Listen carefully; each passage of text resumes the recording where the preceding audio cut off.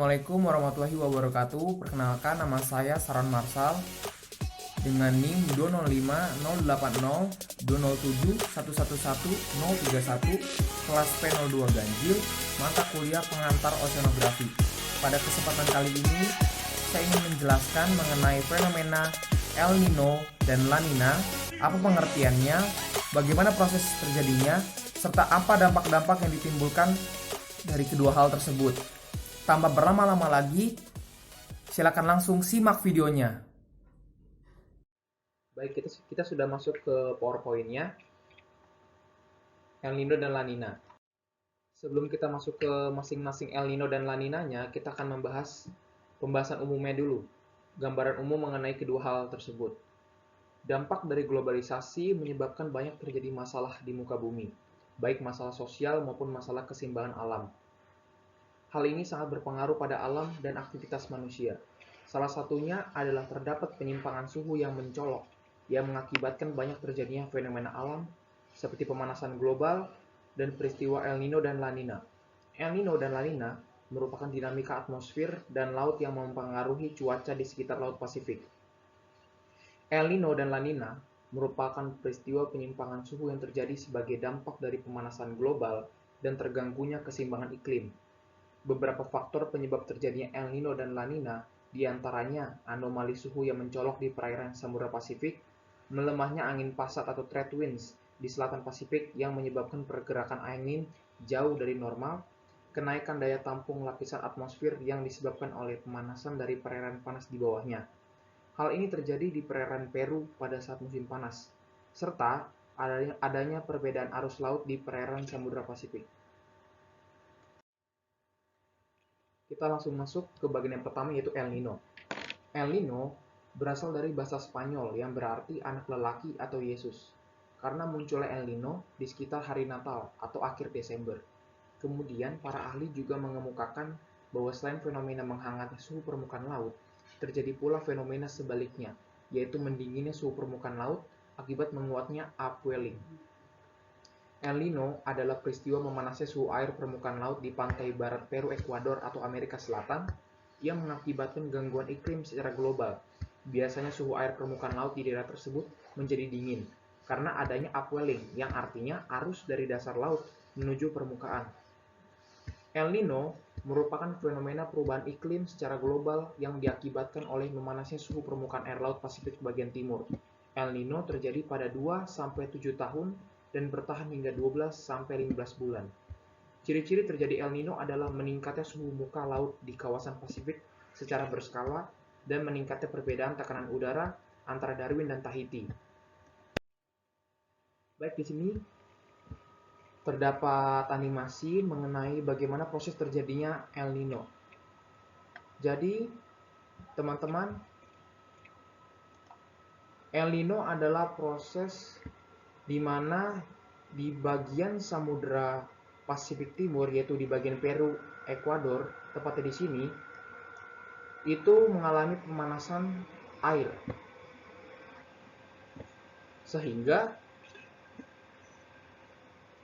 awan berkumpul di sini karena terjadinya evaporasi oleh memanasnya suhu air laut.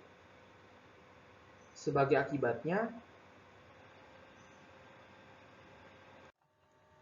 awan tersebut terbentuk karena angin-angin yang dari Asia dan juga Australia ini yang dimana membawa uap air yang sangat banyak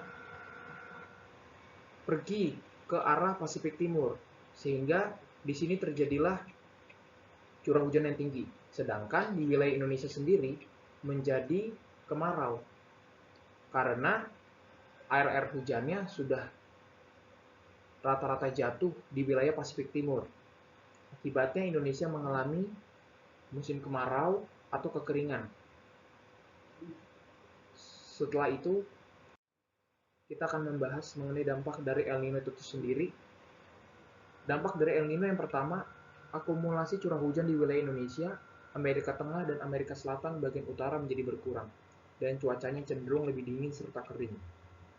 Potensi terjadinya hujan terdapat di sepanjang Pasifik ekuatorial, tengah, dan juga barat, serta di wilayah Argentina. Di daerah ini, cuaca yang dirasa cenderung hangat dan juga lembab. Untuk dampak dari Indonesia sendiri, Indonesia mengalami musim kemarau. Indonesia dilanda kekeringan panjang karena tidak adanya curah hujan. Lalu hasil tangkapan ikan menjadi menurun. Banyak karang yang mengalami keputihan atau disebut dengan coral bleaching. Yang terakhir, angin pasat timur menjadi melemah.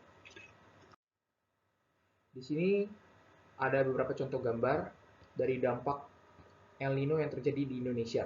Yang pertama ada gambar sawah yang kekeringan karena sudah dalam jangka waktu yang lama tidak digenangi oleh air hujan. Yang kedua adalah tangkapan nelayan yang menurun. Mengapa demikian? Karena kita tahu saat El Nino, perairan di Indonesia itu menghangat, sehingga ikan itu hanya menyenangi perairan yang dingin karena di situ terdapat makanan dia. Sehingga saat perairan Indonesia itu sedang hangat, ikan tidak mau berada di situ. Sehingga tangkapan nelayan pun menjadi menurun. Dan yang terakhir ada coral bleaching atau pemutihan karang. Pemutihan karang ini disebabkan karena keluarnya zooxanthella dari karang yang ditandai dengan memudarnya warna seluruh karang menjadi putih. Penyebab utamanya adalah perubahan suhu air laut di atas atau di bawah normal. Lalu kita beralih ke La Nina. La Nina merupakan kebalikan El Nino. La Nina menurut bahasa penduduk lokal atau Amerika Latin berarti bayi perempuan.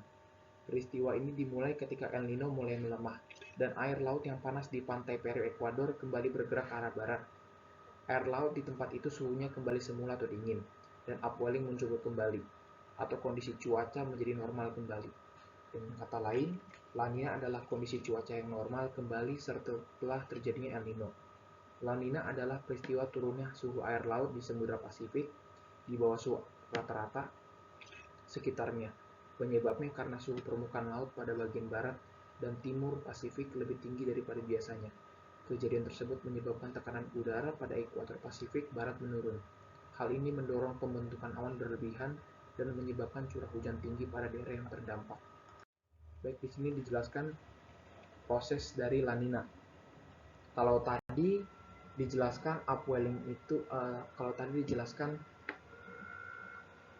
permukaan air yang panas itu berada di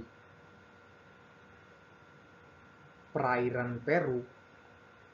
Di fase La Nina ini, angin trade winds atau angin pasat yang bertiup dari timur ke barat itu membawa arus hangat ke arah Indonesia sehingga terjadinya hujan.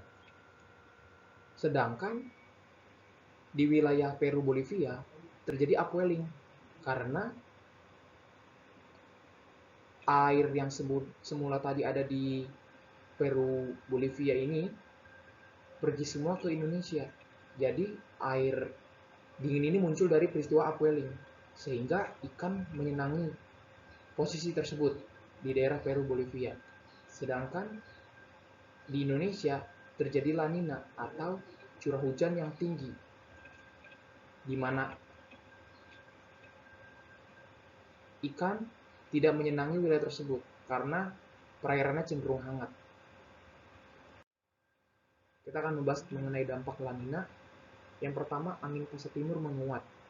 Yang kedua, menjadi daerah bertekanan rendah. Yang ketiga, banyak Indonesia mengalami peningkatan pada curah hujan karena Indonesia terjadi banjir di wilayah Indonesia karena tinggi curah hujan. Daerah perairan barat berpotensi hujan mengakibatkan banjir dan tanah longsor. Nah teman-teman, bagaimana tentang penjelasan El Nino dan La Nina tadi? Semoga teman-teman bisa memahaminya dengan baik dan bisa bermanfaat untuk kita semua. Saya rasa cukup sekian video dari saya. Kurang lebihnya mohon maaf. Wassalamualaikum warahmatullahi wabarakatuh.